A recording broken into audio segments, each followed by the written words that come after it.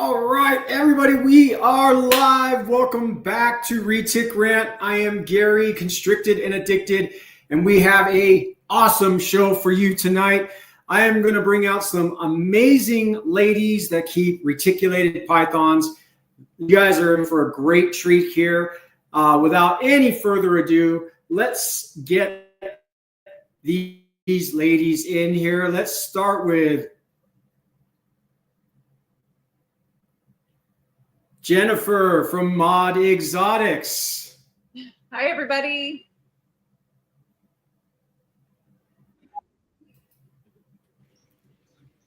And we're going to bring in Amy Bruner. Hi, glad to be here. We're going to bring in Hannah. Hi, everyone. And we are going to bring in Marissa. Hello, everyone.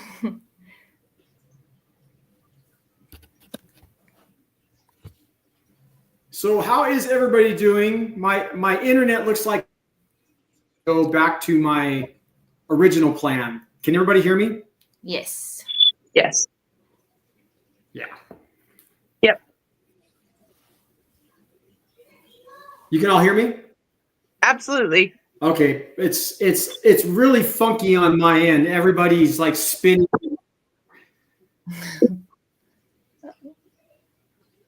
All right. First of all, thank you guys so much for being a part of this. You guys all still look frozen, so I'm going to assume that this live stream is going just perfect. I've got Starlink internet and it's been acting up, so I don't know what, or it's my computer, because if I go to my phone, it works fine, but I can't see everybody on my phone, so we're going to see if we can get by with this. Is everybody good? Good here. Yeah. There is a very bad delay on my end here, so let's just do this.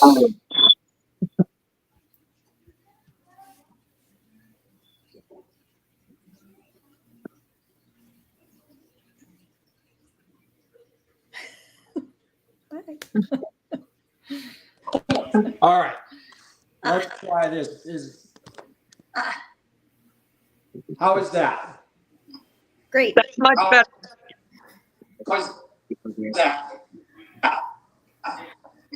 Let me. All right. Thank you guys again. I've got a bunch of questions for you guys. And like I say, you guys, if anybody in the chat has a question for the women, please put it in the chat. We've got Jeremy in the background. Jeremy's going to be taking care of questions and everything else. And we're going to get this thing started. This is going to be a round robin, you guys. So I'm going to ask a question. I'll pose it to the first person, and we'll just go around and get an answer from everybody. Is everybody good with that? Yep. Sounds good. Awesome.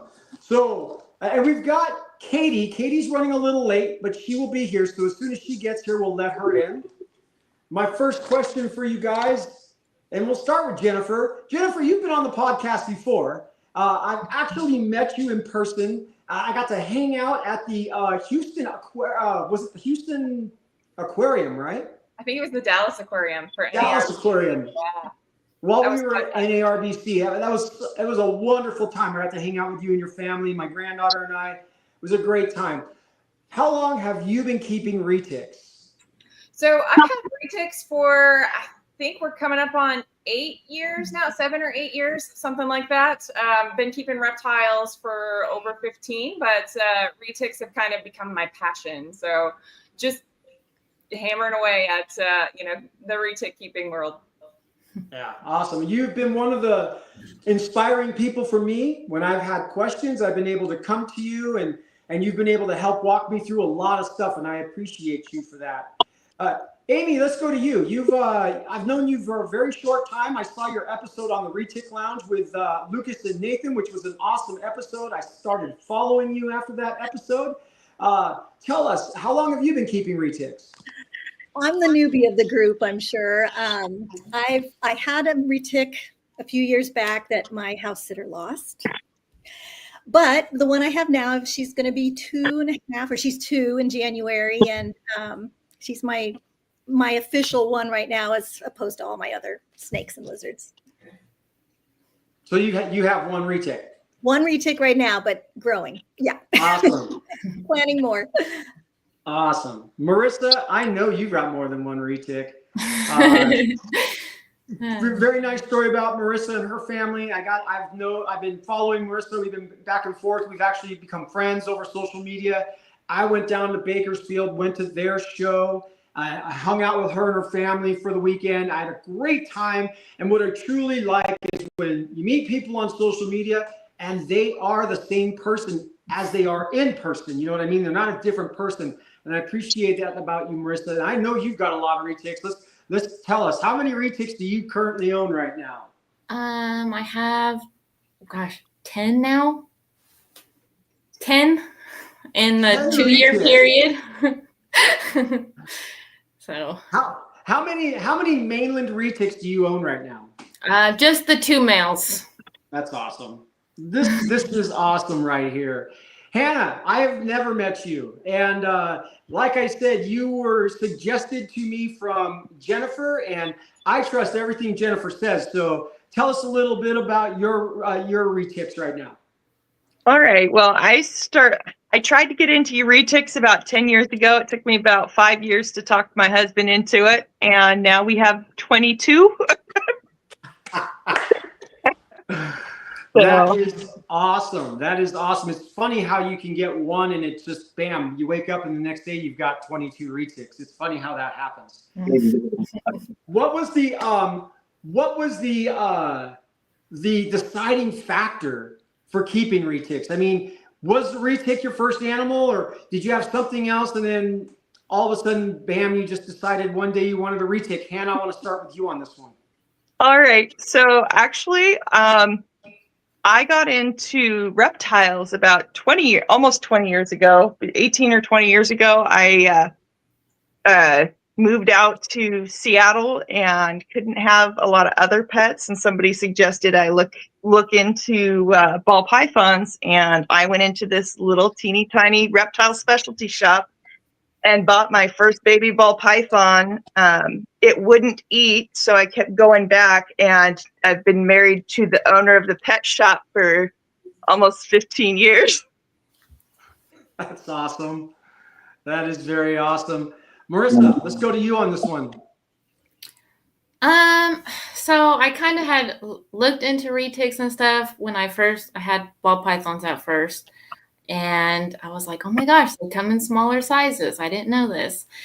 And I still waited. It was probably like 4 or 5 months. I was kind of looking into them until finally I told my husband, I'm like, I want one for Christmas. And so, yeah, I got Jag. He was the beginning.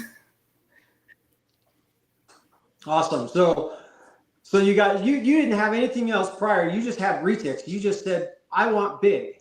No, I had the ball pythons first. I had a few. Okay. Awesome. And then I went big. Then you went big. Amy, how about you? So my son mentioned getting a bearded dragon, and I was like, what the heck is that? And forgot about it. And then 2 months later, somebody was looking to rehome one, and I was like, I'll take it. And that was about 4 or 5 years ago. And now we're up to 11 lizards and 20 snakes, a tortoise, and yeah, just down the hill from there. That's awesome. That kind of sounds like our household here. Jennifer. Yeah, I started with corn snake. Very, entry level reptile over 15 years ago now. And I always said, I dabbled in some other things. I had some ball pythons. I always said, oh, I could never have a retic because it'll eat my cat. Like that's the thing everybody hears, right? That, oh, it'll be too big and too unmanageable and it's too dangerous to have in the house. But I went to a reptile show and somebody put a super dwarf in my hands and I went, holy cow, like the interaction is so different with a retic than it is with a ball python who's like not very aware. So I kind of fell in love and the retics are now, my main focus. I also, still have corn snakes because I love them. They're so fun. I also have a number of different king snake species. I've got crested geckos. We've got tortoises. We've got leopard geckos. My husband does the GTPs, the green tree pythons that are in the room too. So, yeah, in our household, people always ask, they like to ask, oh, how many reptiles do you have? It's like, I have the number that I have, so we won't go there. But it keeps creeping up there. I don't know, how that happens. It's funny how that happens. Is like in our household, it's the same thing. We started with ball pythons years ago, and I swore that I would never own a reticulated python again. And then I started researching the super dwarf, and I started getting interested. And I ended up buying a super dwarf, and that was it. Then I got a mainland, and all of a sudden I like the mainlands better than I do the super dwarfs. Only because for me, I appreciate the super dwarfs, but I think that the mainlands just have a better demeanor about them. And let's talk about that. So, Amy, you have one retic, you said, right? So far, yeah. Is it a mainland or is it a locality? It's a Kalatoa super dwarf. Yeah, it's actually a parthenogenesis baby from Lucas, who's with us tonight. Yeah, they're just so aware of everything, and I'm just in love with her. She's super, super cool to hang out with, and always moving. That is a little different from the other ones. That is definitely the behaviors that I've noticed between the locality and the mainland. Is the localities are always moving through your hands. They're like on the go constantly. Jennifer, you have both, right? You have one mainland and you have localities, right? I have a couple of mainlands in the collection. Mostly I focus on the super dwarfs, the locality animals. But yeah, there can be some difference between them in the handleability. I worked at a private zoo here in the Houston area for a while, and it was mostly mainlands that I was working with there. So I know what you're talking about, Gary, with the difference in, I don't know if it's a confidence with the mainland retics. They just seem a little bit more sure of themselves. Whereas, some of the super dwarfs, now I'll say they're all individuals. So, some of them respond differently than others, but I get where you're coming from with you kind of fallen in love with the mainlands just because of that more chill personality and very confident personality.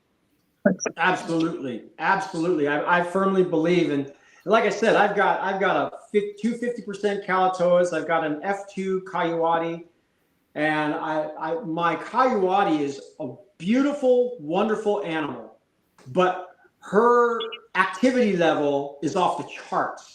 And that's just her nature. I talked to Lucas about it. He said her mother is the same way. But then you take my 14-foot mainland up here, and she's as chill as you get. She's got a lot of confidence. She's got a lot of curiosity. She likes to anchor and look, and it's just a different type of handling. So Marissa, talk about your retics, and you have a dwarf and you've got a mainland too, right? Or you've got two mainlands. Yeah. So I have two mainlands and the rest are dwarfs. And do you notice a difference between the handling of the both? My orange glow mainland male, he's really calm and really chill. But my mainland cow is kind of a spaz. So he's been my hardest one to kind of get a read on. But I mean, I don't know. And then my dwarfs, I've had some that have been a little bit more spazzy, and I've had some that have been pretty confident and pretty chill. My super dwarf from Jennifer, that little girl has the most energy out of all of them. She won't sit still for 2 seconds. She has a code name around the house when she's on the move, and it's Snickerdoodles. And the girls, and we all watch her.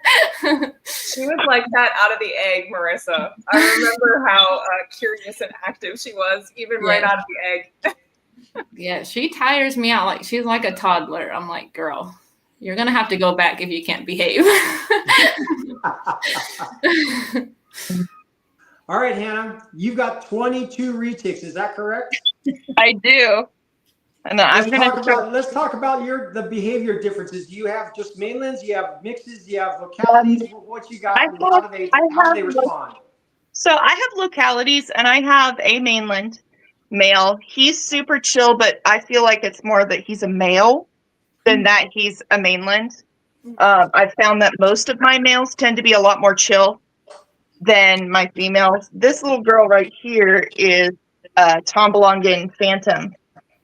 And she's one of those where she moves a lot, but like I've been I trust her with 3-year-old just hanging out.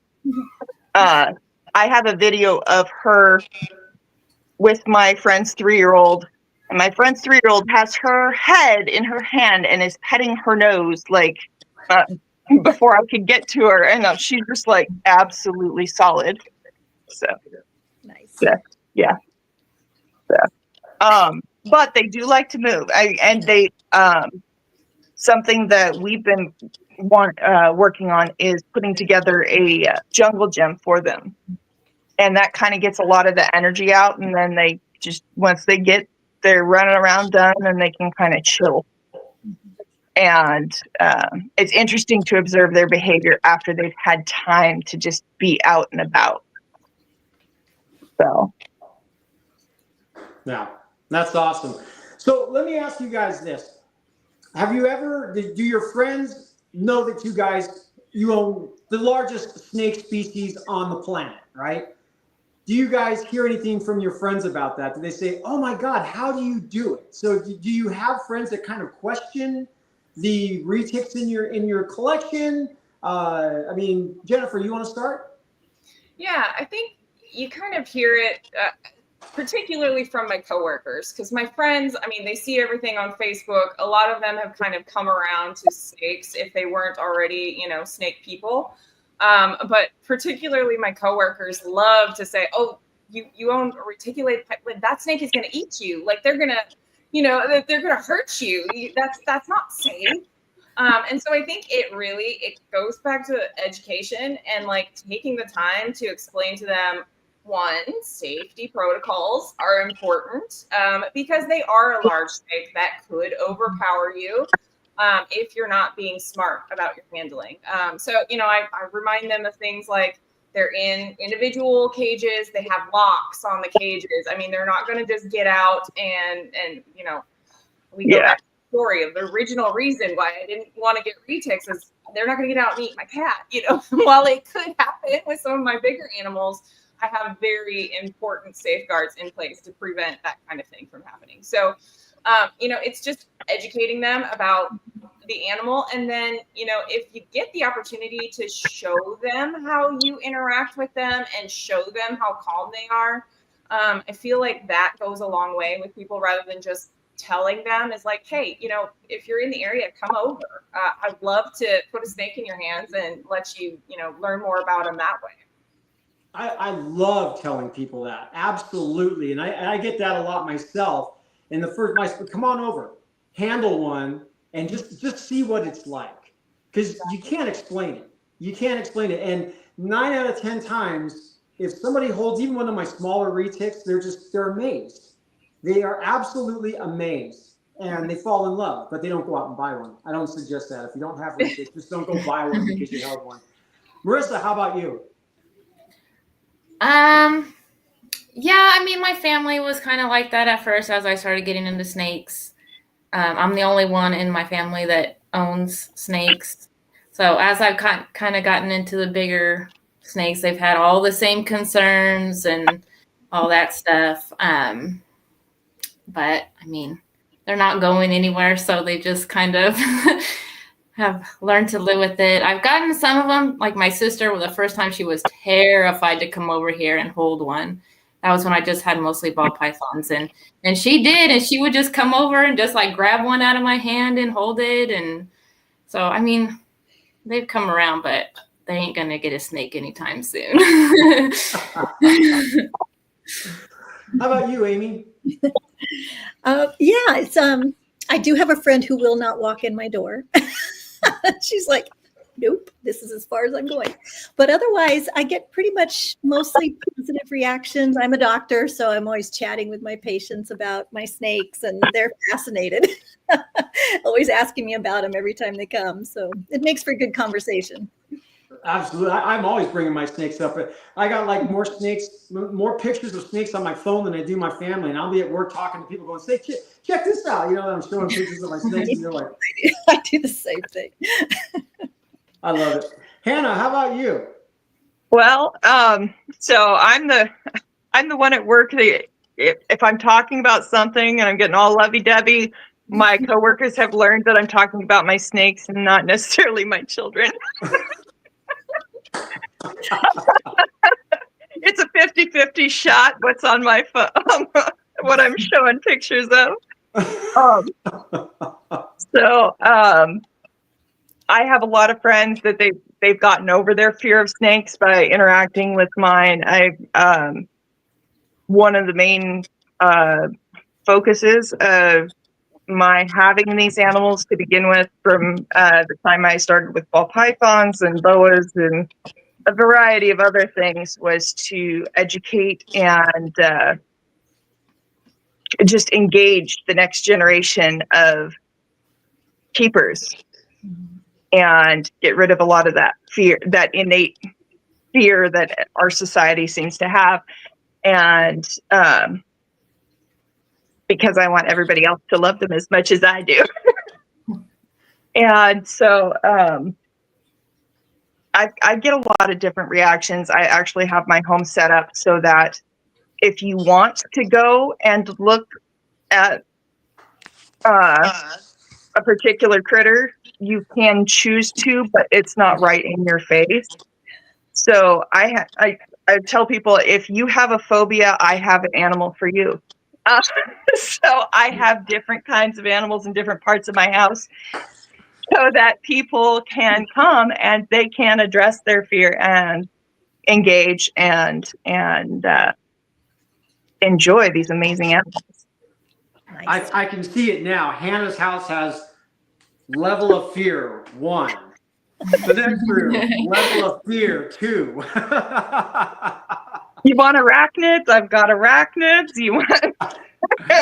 Hey, speaking of arachnids, I actually just held a tarantula for I the love first that. time last weekend, and I'll tell you what, I that is the one thing you got. And I posted this. I own big snakes. Why do tarantulas scare me? And I just had this fear. And this now you think about this. This is probably what people think about reticulated pythons or reptiles, for that matter. That I just fear it would get on me and then sink its teeth into me at any given moment. Like I would not be able to control it. And the guy that was next to me gave me so much interesting information about tarantulas and species and subspecies and all this stuff. So he brought that up, and it reminded me, that I got to walk through that fear of holding a tarantula, and it almost made me buy one, but I haven't done that yet. Have not done that yet. Close. Let's talk about education for a minute. Is anybody involved in education? I can tell you that, like, for me, I've been involved with the county fairs, the children's county fairs here, and they've invited me in, and I get to take my reticulated pythons to the fairs, and the parents are scared, but the kids absolutely love it, right? And then from that, I get to do like Girl Scout cookie parties, and I get to do summer camps, and I get to do all these other things. So are any of you involved in education with your reptiles? And Amy, I'll start with you. Not yet. A lot of mine aren't quite ready to meet the public yet. They're still pretty young. There's a few I've been considering. I've got a redfoot tortoise who's pretty mellow. That'd be cool. And maybe one of my doomerals would be okay, but not enough yet to take them on the road. Awesome. How about you, Jennifer? Yeah, I've had the opportunity to be involved in a couple of educational events. It's been kind of scattershot, just here and there. When the opportunity comes up, I jump on it. One of the most interesting ones was a previous job invited me to do a Snake Day presentation for the company. And so all of my coworkers had the opportunity to join a Zoom meeting, and I went through and talked about different species and showed them. It made it like low stress because I didn't have to actually hand my animals to anybody. And the people who were really scared didn't, they didn't have a reaction because there was a screen between us, right? But it gave the opportunity for me to give them some education. And there was actually several coworkers that came to me later and said, I had no idea that, fill in the blank. And it was a fun opportunity to do that. I don't think every company has that same culture, but it was a fun opportunity. And I think, the virtual world that we live in now, if you get the opportunity to do some kind of virtual presentation, that makes it very low risk too. There's not the same liability as, if you're in person. So throw that out there. That's awesome. Yeah. Thank you. Marissa, how about you? I have not. The most I've done is when my kids have birthday parties, I'm usually bringing out the snakes. And for the kids, some of the parents will come up, some of them will stay back, but I've had a lot of parents come up. But usually the kids just swarm to them. I mean, they'll just almost no fear for the most part. But yeah, that's the most I've done. That's awesome. Hannah, how about you? Well, we actually had a very unique opportunity for the last, 3 years. We've had the opportunity to provide class pets for our children's elementary school, from axolotls to stick bugs to praying mantises, and the kids are very much engaged in the whole reproductive cycle. We have a couple of awesome teachers that are just want the kids to have that experience, and they learn something. We had a GFP axolotl in our class, and they got to discuss how that came to be. And there's a real opportunity to interest children in something right in front of their face that's super cool and unique, that interests them in future science endeavors. And between that and just our house is the local zoo. So. Yep. Awesome. Thank you. All right. So let's talk about influences, mentors. Is there anybody that you guys, follow, or anybody that you look up to in this community that kind of helps you along, and that you get tips from, or that I look at some of my stuff and I wish, that I could have, or be like somebody, or, keep my animals like people. Is there anybody in that category that you guys look up to? And Marissa, I'll start with you on this question. So Abby, of course, she was the first person I ever reached out to when I had bought Jag. She actually was at Reach Out when I had very first messaged her, and she sent me a picture of Jag in her hand before I got him. But she's been always very helpful. If I've had any questions, when I went bioactive for all my snakes, she was the one that helped me. And Jennifer, I'm always asking her questions and all that stuff. And you, Gary, too. Those have been mainly the three. And then, of course, Katie. Katie, we're always bouncing ideas off each other and stuff. Very cool. Hannah, how about you? Well, I have had the privilege to, well, I married my zookeeper, so,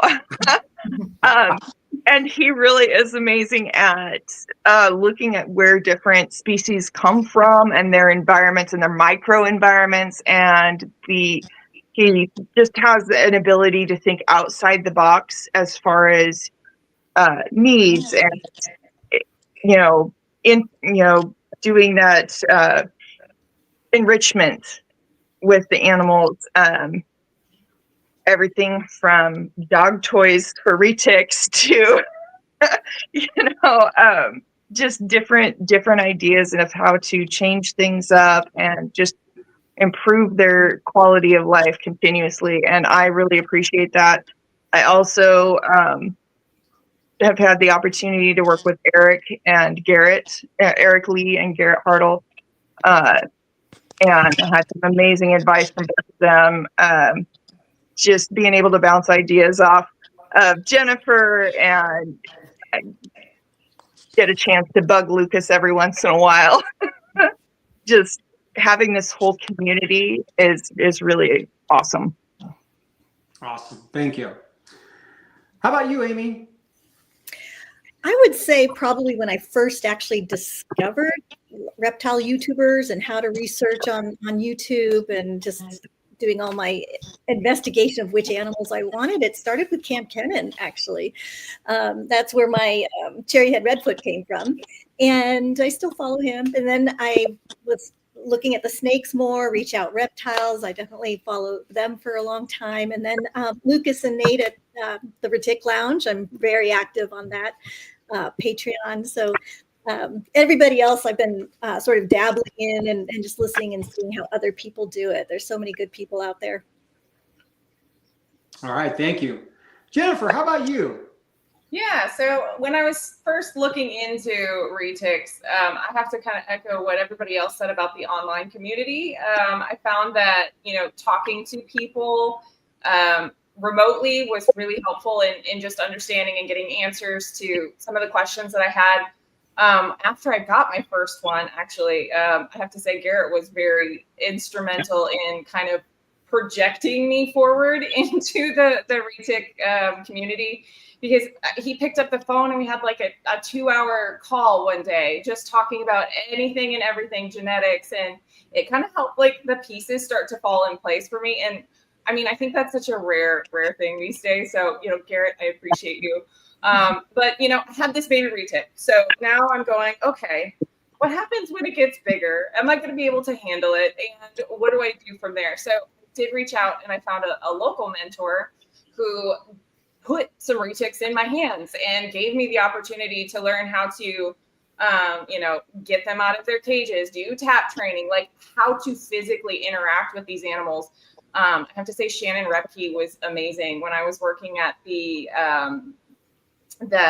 private zoo here in the Houston area, I worked with her, and seeing this little, I don't know if she's 100 pounds soaking wet, this little tiny woman who handles these 80, 100-pound reticulated pythons with just amazing grace and finesse, like that was something I aspired to be able to do.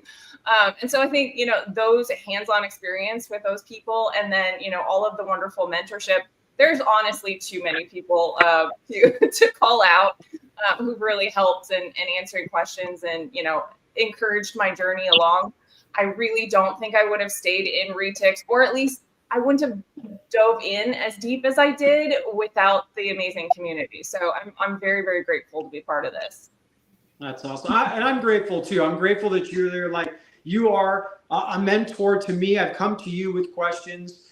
When I first started researching reticulated, or the locality reticulated pythons, really Reach Out Reptiles was the only, they were the only ones making videos about it. They were the only ones that really had pertinent information out there that I could trust and that I could, I could absorb. So, I really thank Reach Out Reptiles for what they did for early on for me.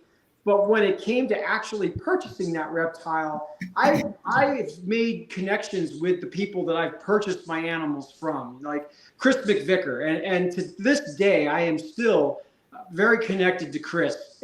He's always been there for questions, more than questions. We just randomly, sometimes we text each other back and forth. How are you doing? He's got some stuff that he does in summertime that I'm thinking about going out to his house for some Retic barbecue.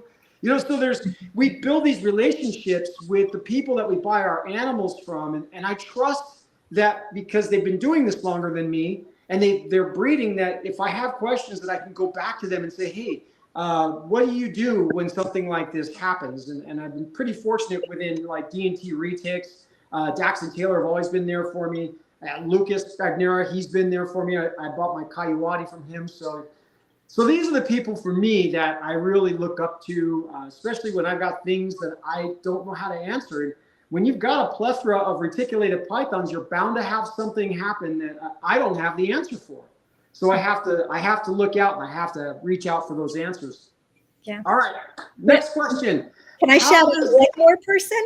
I totally forgot. I need to shout out Lori Tarini, and all her help with the behavior. And I was able to be part of her study recently for ball python. So I definitely want to mention Lori Tarini because she's done so much work with the behavior and all our reptiles. Awesome. And before we go on to the next question, I just want to, first of all, thank Jeremy Wilcox. Jeremy's in the background right now. He is posting up all of the comments, and he's taking care of everybody. I don't have my glasses on. I can't see any of the comments right now, you guys. So if you're in the chat and you're commenting, thank you so much for being here. I want to remind you, if you do have a question for the women, please put it up there. Hopefully we can see it, or I can see it, and then we'll get it up there and they will answer the questions for you. I saw something about question time. So I've always casually observed a lot of seemingly deeper connections between female keepers and their retics, especially male retics. Have you ladies noticed anything like that? Start with Marissa. Me and Jag, I mean, he was my first retic. Like, I love that dude. Like, he will always have like a special place in my heart. My husband, now he isn't as attached to the snakes as I am by any means. So that's why most of these are mine. But yeah, I definitely feel like there is a deeper connection. Very cool. Jennifer, how about you? I don't know. I think one of the superpowers that women have is our ability to pay attention. And I'm not saying guys don't know how to pay attention, but, and I know I'm going to get myself in a lot of trouble here, so let me just dig this hole while I'm at it. And I think the deeper connection kind of goes to like just being super focused on what the animal is doing, like its body language, how it's responding to us. I feel like that goes a really long way. So that isn't to say that the male keepers can't do that too. But it is just kind of an innate thing that, women tend to be nurturers, and we want to make sure that our babies are okay. Right. So that may be something that fosters that deeper connection with the animals. Nice. Like that. Amy, how about you? Well, my one is a female, but I do notice out of the other animals, the males do seem to be a little bit more mellow with me. My male Dumerals is much more calm. My male ball python loves to just hang out with me. It just seems a little bit more leaning on that side. I do see that. Awesome. Thank you. Hannah. Well, I have found that my males, as far as retics go, now not so much when I was just doing ball pythons and boas, but since I've been working with retics, I would say that my personal experience is that the males very much prefer me, and I have a couple females that only, especially one that only likes my husband. In fact, I had an experience this week that I have not had in 20 years of keeping reptiles. I had a male retic actually try to breed my hand.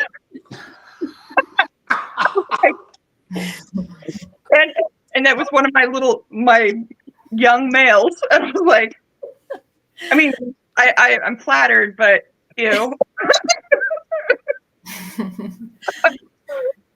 So, yeah, no, that was a new experience for me. I think that takes that question to a new level. It sure does. All right. So we've talked a little bit about this briefly, but I've got the question here. We're going to go ahead and ask it. How does your other half feel about you keeping retics? Are they invested as you are? And Marissa, we already know the answer for this, but go ahead, elaborate a little bit. I love your husband. No. He's a great dude. He's a great guy. He is definitely not as invested as me. When we first got into snakes, he was kind of into it, but I think him being into it at first just kind of made me go even, further. But yeah, he's definitely not as invested. It probably took me about 4 or 5 months of looking at my first mainland male I got before I convinced him to let me get one, because he was like, mainlands are off limits, and I just wore him down. And then by the time I got the first one, I'm like, what's another one? Like, I mean, so I'm like, I got Rowan. Yeah, she's a dwarf, but she's going to be like 12, 13 feet. So, what's a little bit bigger, but yeah, I went to the next level, but I mean, I guess he supports it. So, or I guess he doesn't have a choice. I don't know, either one. I remember when Marissa had, I think, 2 or 3 retics, and she'd send me a message, guess what I just did? And this is the last one. And I know that this is the last one. It escalated very quickly, yes. Famous last words. Every couple months I was getting one. It was ridiculous. I'm trying to be good, okay? How about you, Hannah? It sounds like it's a joint venture over on your side. Anytime that he complains, I warn him. He knew what he was getting into when he met me, because he started it. And that conversation of, well, it's just one mainland and I need it for this project, but now I need another one.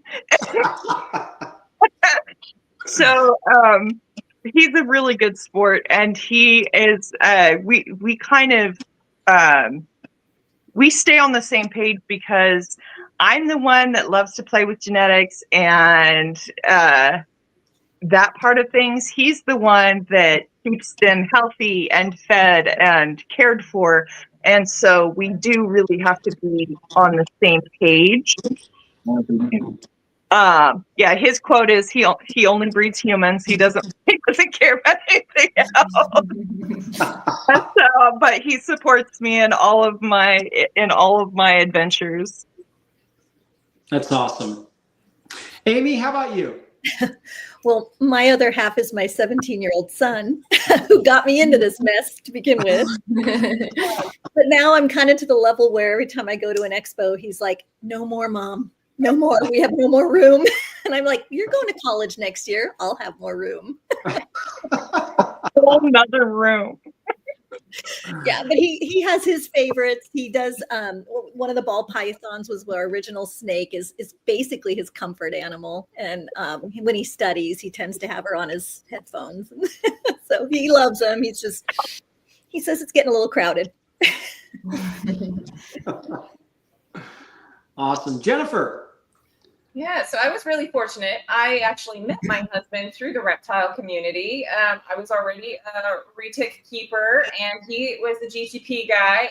And, it was just kind of a natural thing. So he supports that I have them. Now, I will say he's not a huge fan of the retics in general. They do scare him a little bit, just because of, the strong feeding response and, the reactivity, getting them out of the cage and all of that. So, we have an understanding. He helps with a lot with the reptiles, just because, he's able to do that. He understands the animals. He knows what they need. And so we keep an eye out for each other. But he will not pull out my 14-foot girls. That's a absolute no, off limits. However, he's my backup. When I do have the bigger girls coming out of the cages, I let him know before I go up, even to take them out. Hey, I'm dealing with so-and-so. If you hear me shout, come running, come running with the Listerine. But, aside from that, he supports that this is what I love, that this is what I enjoy. But they're very much my animals, and not something that he really wants to get his hands on, the same way that he loves his GTPs. So. That's cool. I moved into my wife's house 20 years ago with 2 boa constrictors. and obviously that has escalated.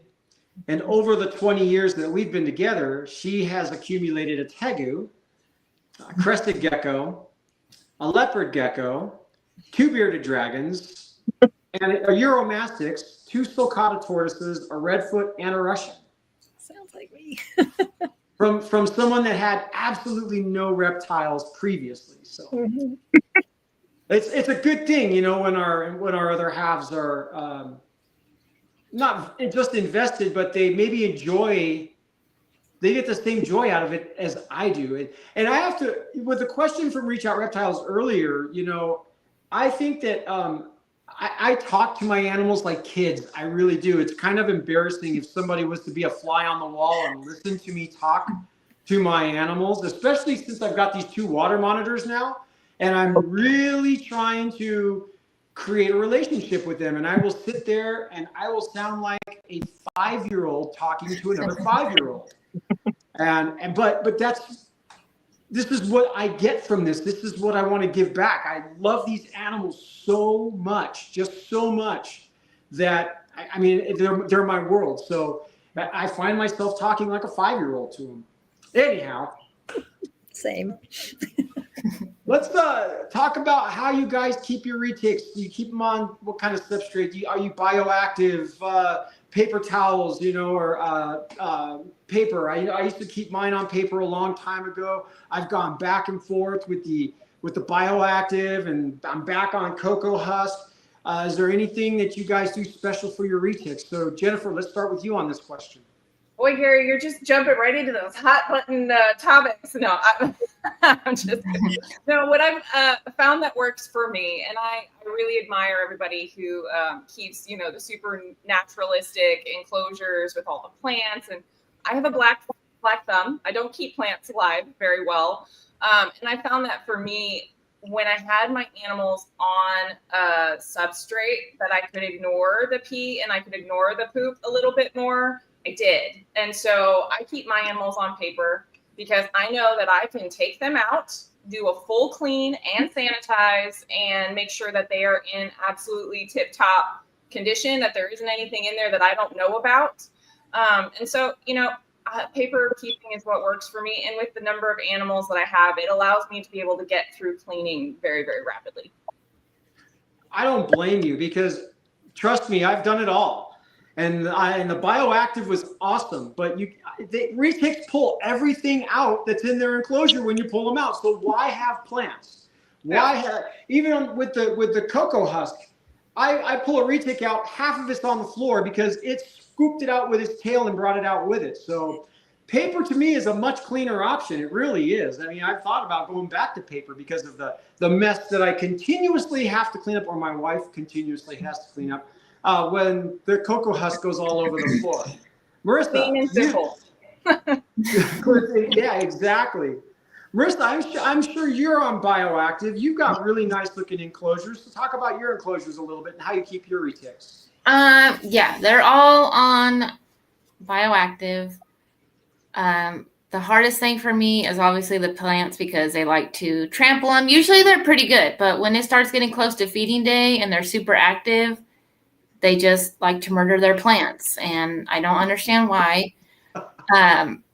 Jags, he has one snake plant in there, and it's going all different directions at this point. But other than that, I mean, I do like it. It's really easy to keep clean. I fluff them up once a month, and I mean, scoop out their poop when I see it, and pretty easy. Thank you. Hannah, how about you? Well, we've done a variety.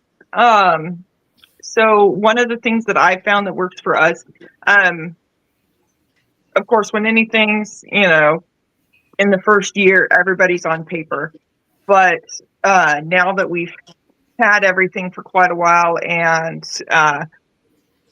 closed collection, I'm able to go back to the coconut husk and fiber, because I found that I just have the most difficult time with keeping the humidity up in their enclosure without that extra assistance. And Also, I've found for me that adding springtails, even if I miss a mess that they make, those springtails take care of it a lot, and it works really well. So I don't have that many animals anymore. At one point, I had well over 100 animals with my well, closer to 200. My husband's over here correcting my math. It's in math. It was only 100. Ball pythons at one point, and so it was a real production. Now it's like, now that we only have 22, it's almost nothing. So I know exactly what you're talking about. I had a lot more retics than I've got now, and I still have 10 reticulated pythons, and I'm thinking, wow, you know what I feel like I have time for them all now. But I question, how did I take care of 16 of them, 17 retics, you know? Amy, how about you? I've got a mix too, kind of depending on the natural habitat of the animal. I do have quite a few that are fully planted, and with the smaller animals, my garters are all fully planted, and springtails and isopods. And my retic is naturalistic with the soil and the isopods and the springtails, but no live plants, just plastic ones and lots of branches for her to climb around on. So I look at where they're from and try to make the soil kind of as similar to that, and then everything else depends on how rough they are with the decorations. I was keeping a hybrid bioactive, and that was without plants. I basically had the soil in there.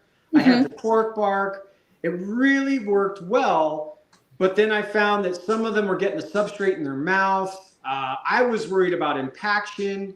So that was the main reason I switched off the bioactive, and now all of my animals are back on cocoa husk. And I really like the cocoa husk because what Hannah was talking about, it really holds that humidity, especially for the first month or so.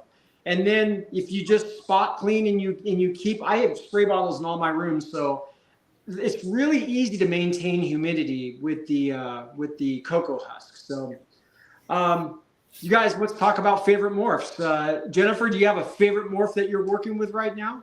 Oh, that I'm working with? Yeah. Well, let's talk about what you're working with and what you personally like for your own collection. Yeah, I like a lot. I like a lot. That's a tough one. I mean, because, if we're thinking about like combinations, like I love a platinum Anery tiger. I think that is just a great 3-gene combo. If we're talking about like a single morph that I think just comes out amazing every time, it's got to be an ocelot. I love the look of the ocelot. But just classic morph. I love what Motley does. I really enjoy Motley. So there's lots of different morphs. I'm working with a few different recessive projects. Right now, the Orange Glow Snow project is the forefront of my mind. I also have Purple Snow project and a number of other things going on over here. But those are just to name a few. I can't pick a favorite. I can't pick one, Gary. I'm sorry. I would expect nothing less. And the reason for this is that I was asked this question on a podcast a while back. And if I would have known before what I know now, I would have said something like a GC cow. I love the transformation that takes place. And unfortunately, the GC cow was like my 16th reticulated python. I wish I would have known that 16 reticulated pythons ago. So, through trial and error, through learning, through seeing social media, I've learned that there's a few. I've got, like, of course, the golden child, one of my favorite morphs. Platinum, another one of my favorite morphs. The cow, platinum tiger is another beautiful morph. And I've learned that lavender albino sunfire is a beautiful morph. So yeah, it's just that as we go along, we learn more. And before I was purchasing reticulated pythons because it looked cool, but now after years of doing this, I kind of have like specifics of what I really like today because of knowledge and learning. How about you, Amy? I tend toward the localities. Actually, on a lot of my animals, I tend toward the wild type colors, and I'm just very into color in general. So if I do get a morph, it's going to be just because I love the way it looks right then and there. It doesn't. I don't have any projects in mind yet, but I feel like future will be more locality based. See, that's exactly how I feel. If I see it and it's pretty, oh God, I gotta have it. I gotta have it. Marissa, what's your next retic gonna be? None. I gotta be done. Do you have a favorite morph? So the one snake I always wanted was my Motley Tiger. When I seen them, I was like, I have to have one of these. And he still, like, I look at him and I'm like, dude, you are so gorgeous. Like every day, I'm like, you're the handsomest dude. But I mean, I have a good array. The purple albino, I have the Motley Golden Child, a normal tiger, the cow, the orange glow snow, a Motley orange glow. So, I mean, I feel like I'm pretty well versed in what I have. I should be good. I really don't need any more. Famous last words, I'm telling you. I've told myself that many times. I was just looking a couple weeks ago, but I got over it without buying anything. I was proud of myself. I'll be waiting for the message. Guess what I'm getting? I'm getting something, but it's not a retic this time. Hannah, how about you? So I have a problem because every time I take a snake out while I'm cleaning a cage, I go, oh, that's my favorite one. And I put it back. I pull another one out of the cage and go, oh, no, that's my favorite one. Yeah. And that's why I like retics. Honestly, one of my very favorite morphs is the mocha. I happen to have an amazing platinum mocha male. He's my one mainland. And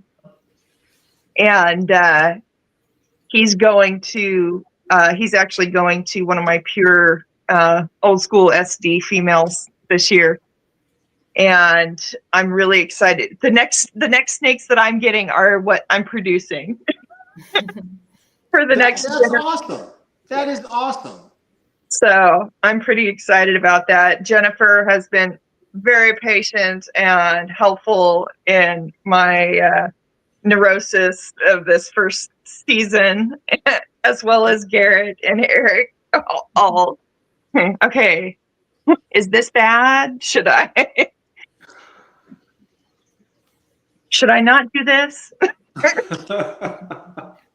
So yeah.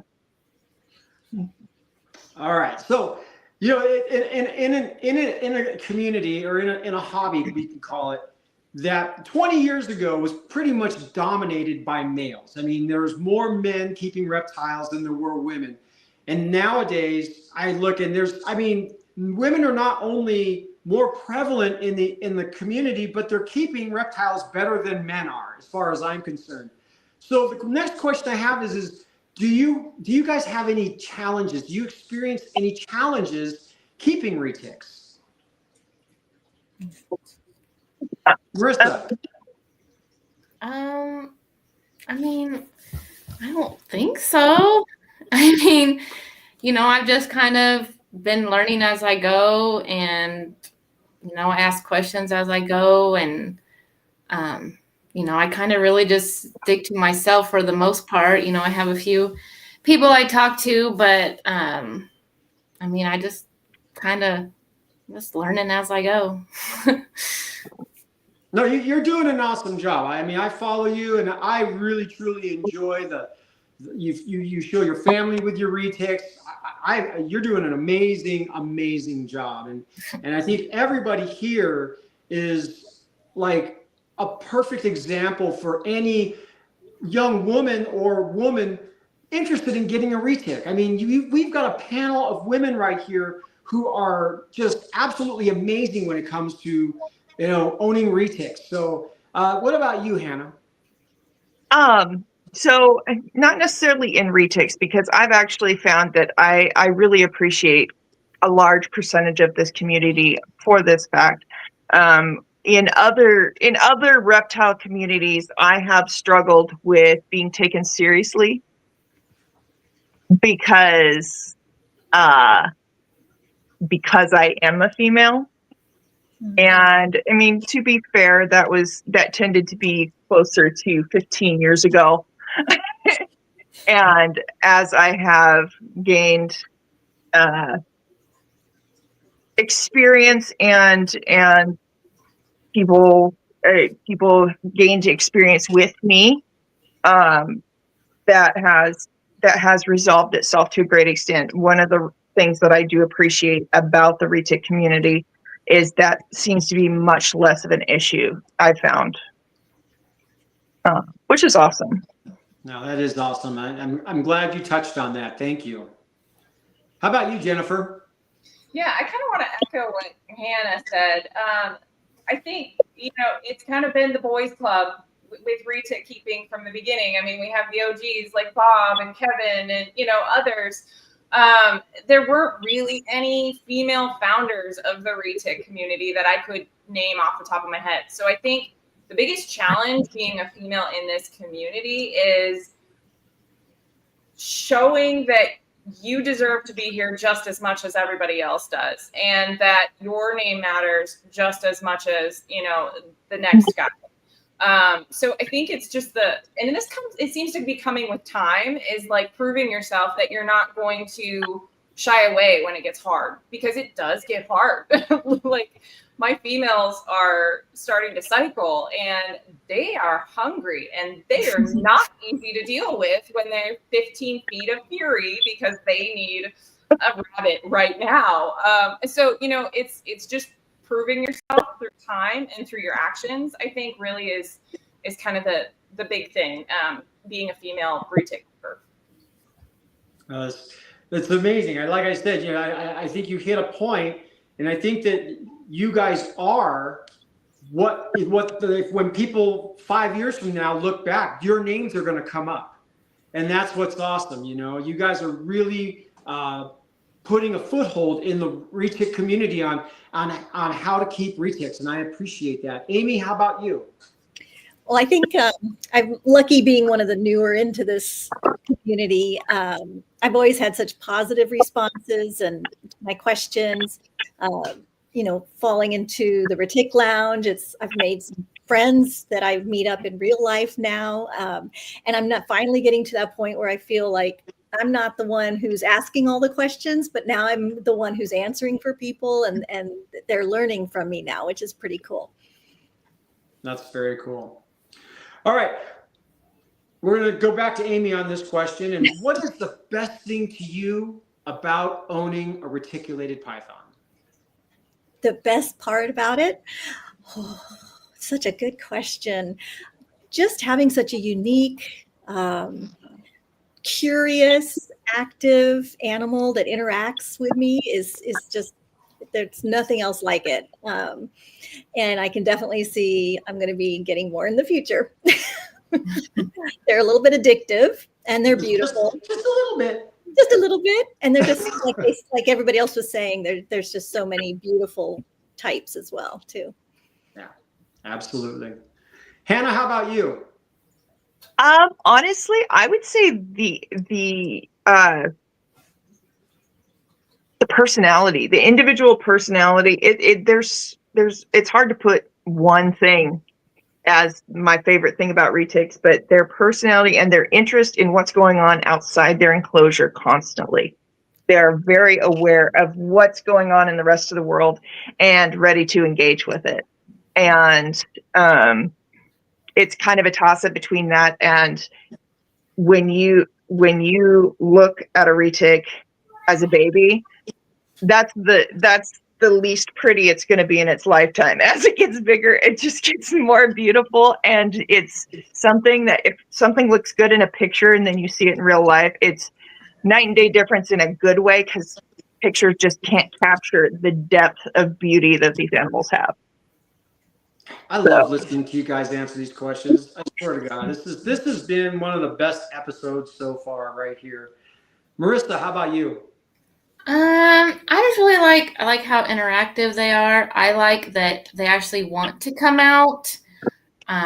Even though sometimes it can be a little stressful when you have when you're busy and all your snakes are at their doors and one out. But I love that you don't just feel like you're going in there and bugging them all the time, that they actually want to come out and be with you. And even when they're out cruising around, they'll come up to you, see what you're doing. I mean, my daughter was doing homework the other night and here comes Jag cruising up like, hey, what you guys doing?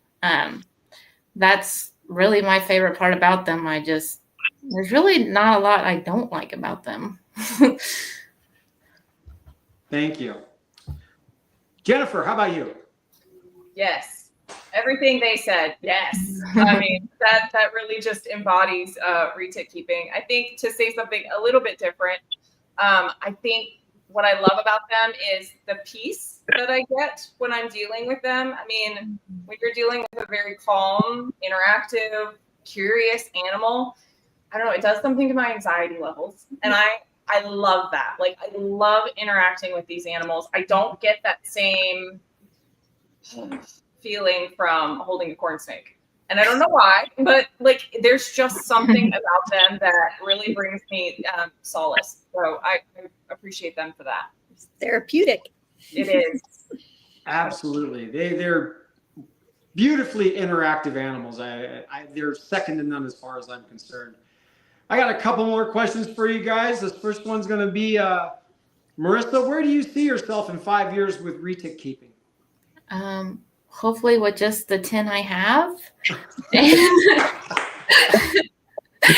mean, that's the only thing I can hope for. But, most of mine are still babies. Jag is my biggest one. So I have a lot of babies to grow up and get in their permanent enclosures. And that's really what I'm going to be working on and just going from there. Awesome. Thank you. Hannah, how about you? Well, so I bought a house a couple years ago, and it happens to have a mother-in-law house that's currently being rented, but eventually I'm hoping in the next 5 to 10 years that will be where all of my breeders are out there with entire rooms as jungle gems. Nice. So I will have an entire reptile house, and then I also have a space in my home for the babies, and just continuing to move forward these living art pieces.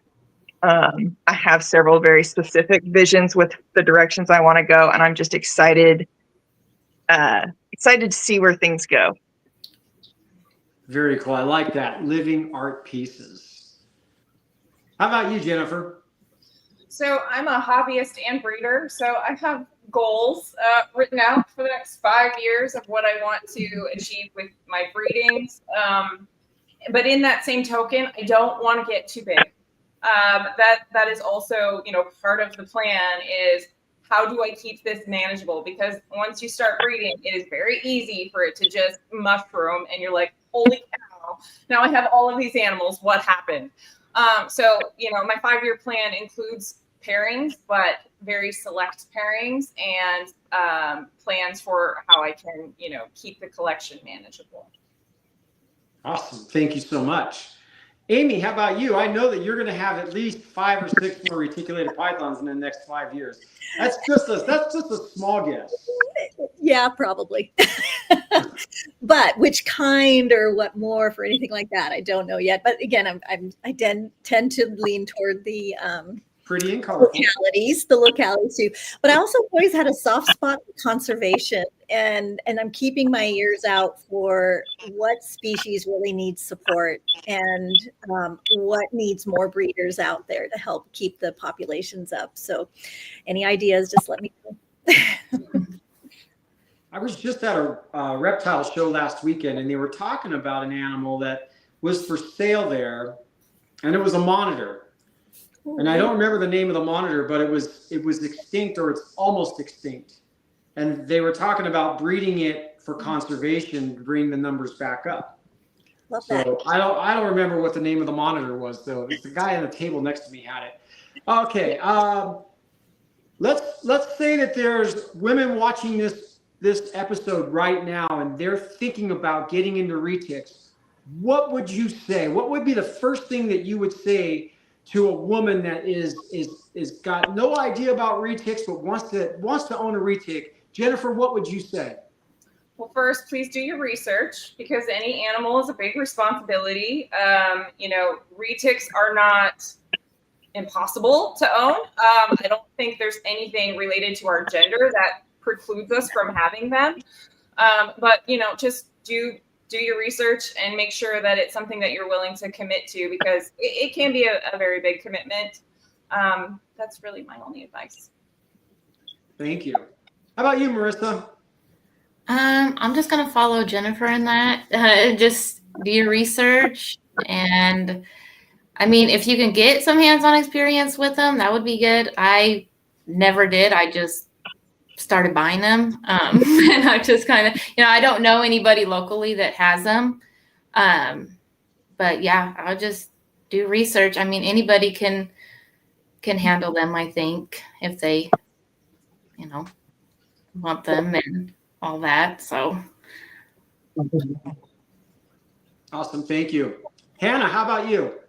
Well, I once you're done with your research, and be very picky about your breeder.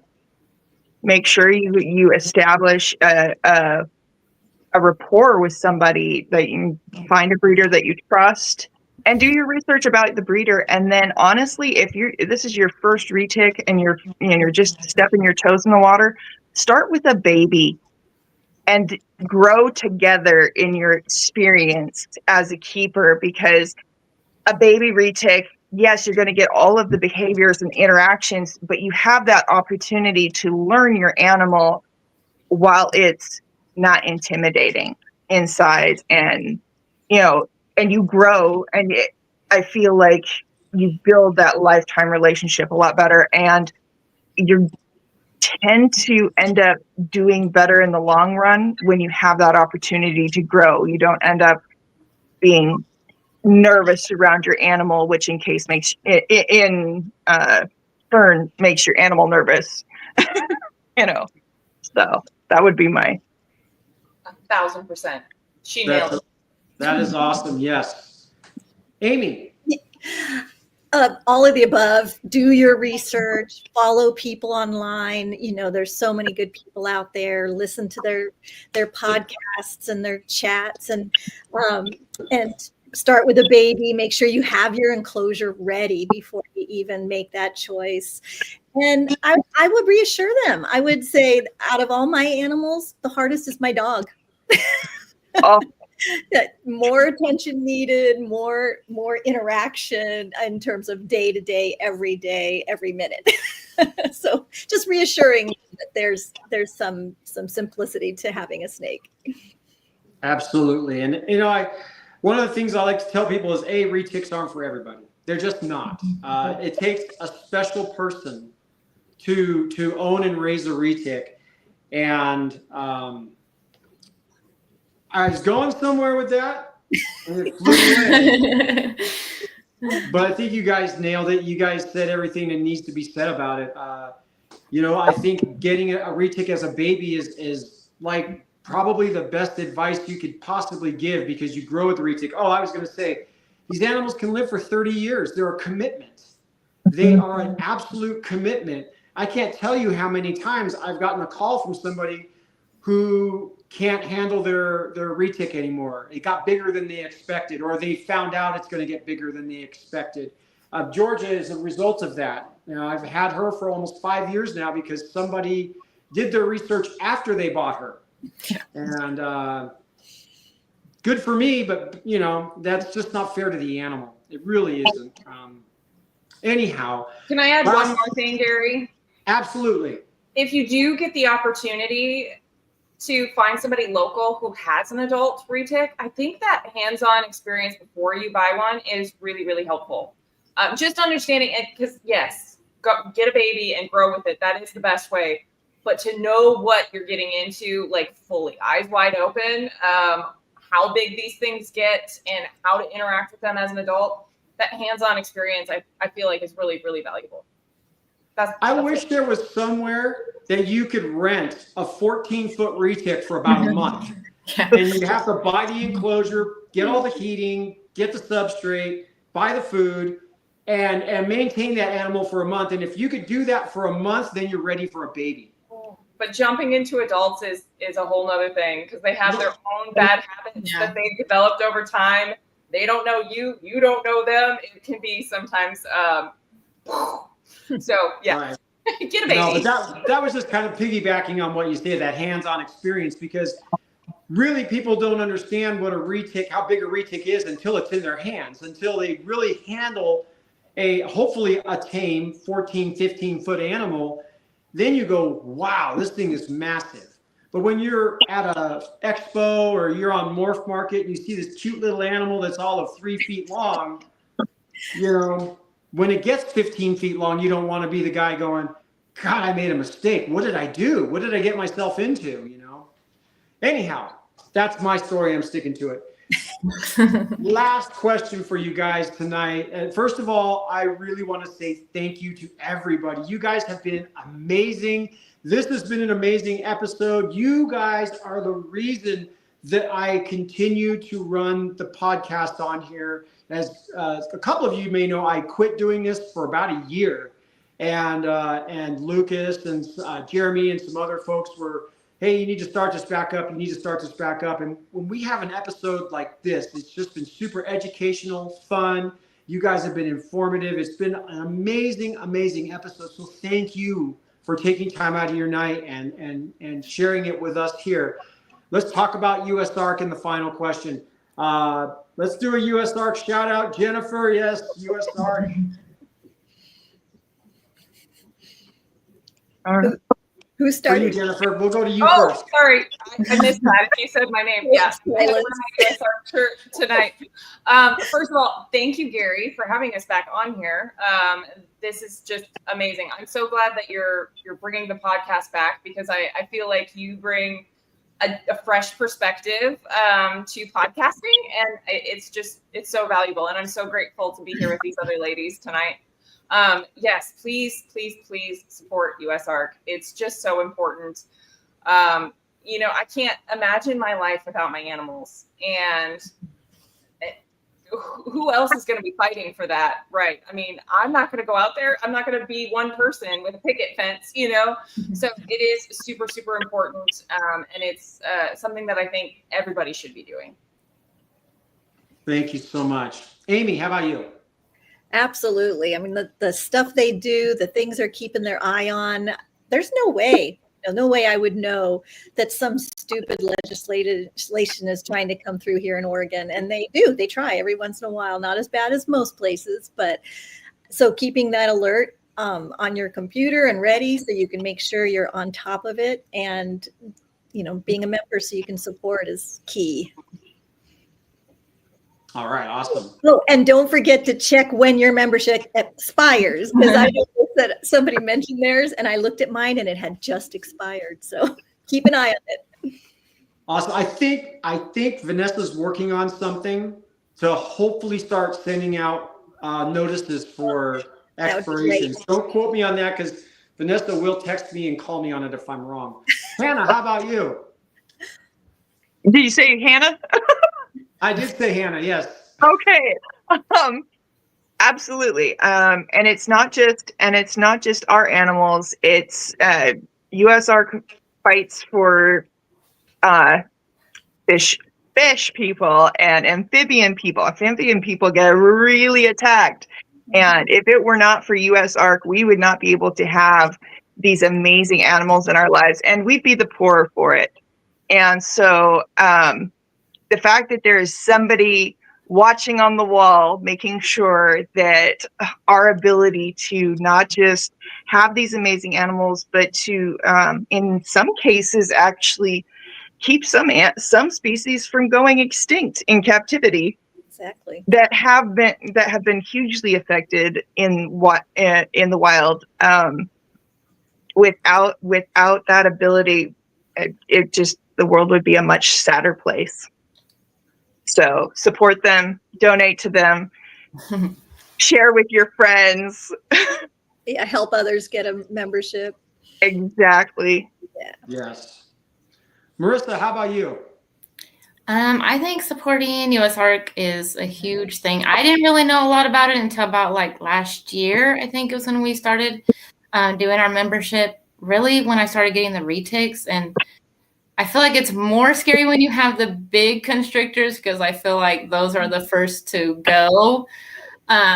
So yeah, just support them, get as many memberships as we can, donate, just all that.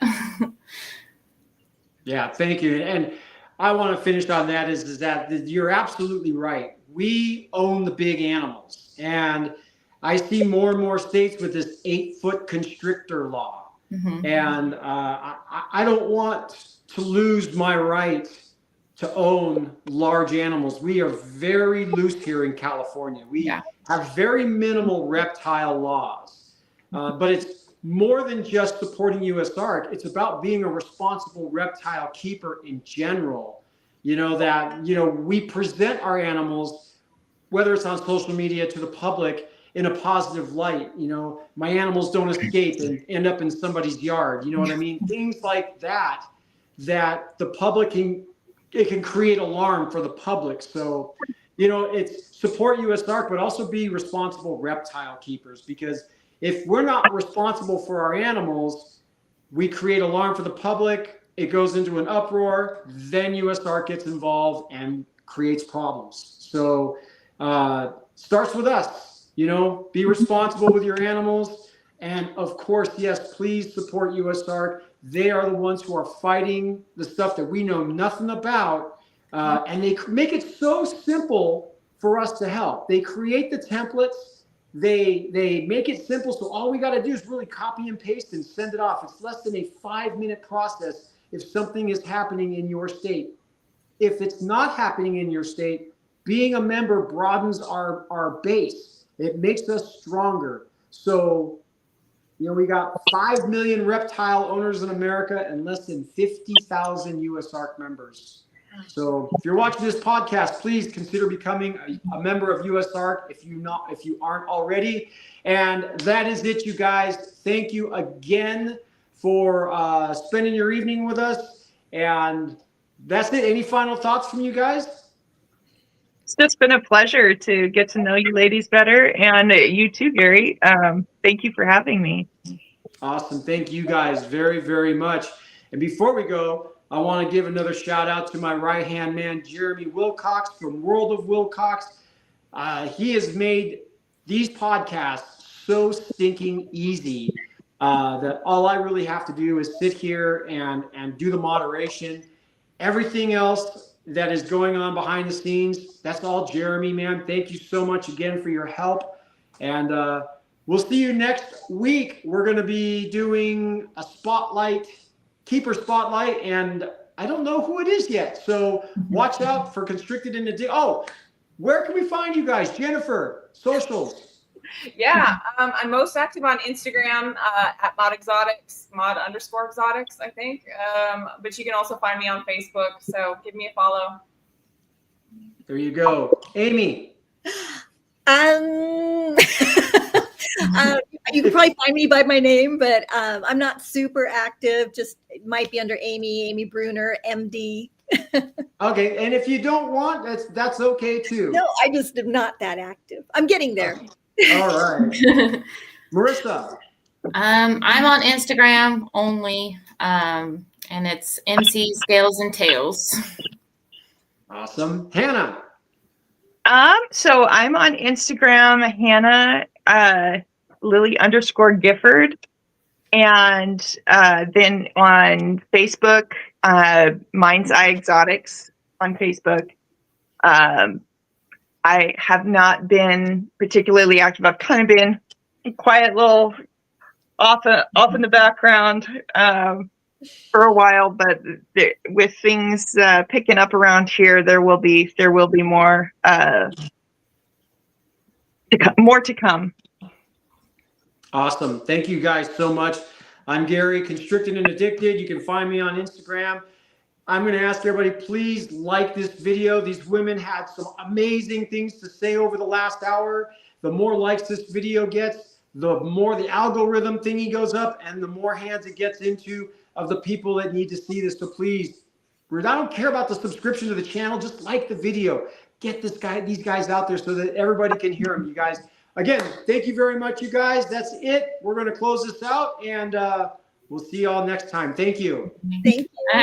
Bye.